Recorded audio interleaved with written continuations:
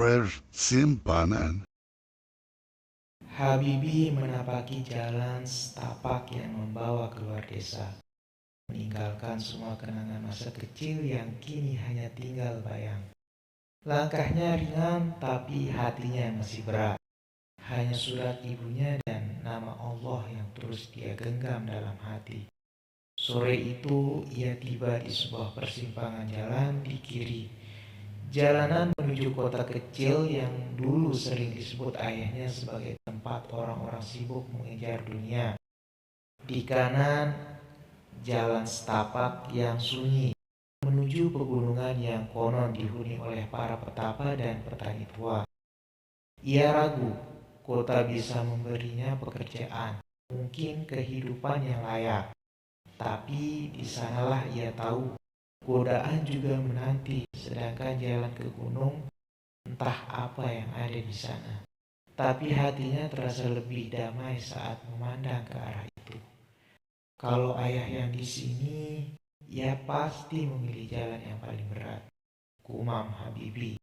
Mengingat petuah ayahnya tentang hidup dan prinsip, akhirnya Habibie memilih jalan ke kanan.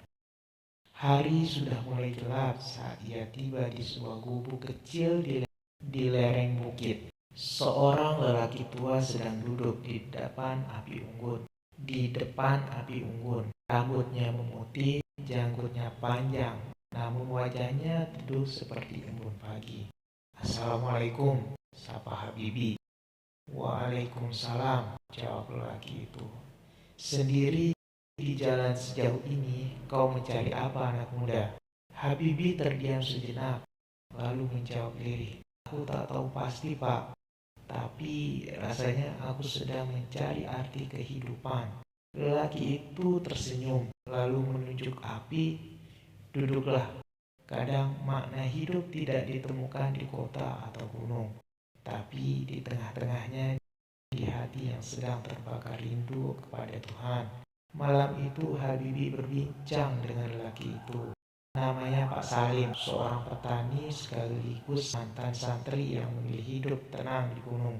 Obrolan mereka menyentuh banyak hal tentang kehilangan, harapan, dan iman. Dan disinilah untuk pertama kalinya sejenak kepergian orang tuanya, Habibie tertawa lagi.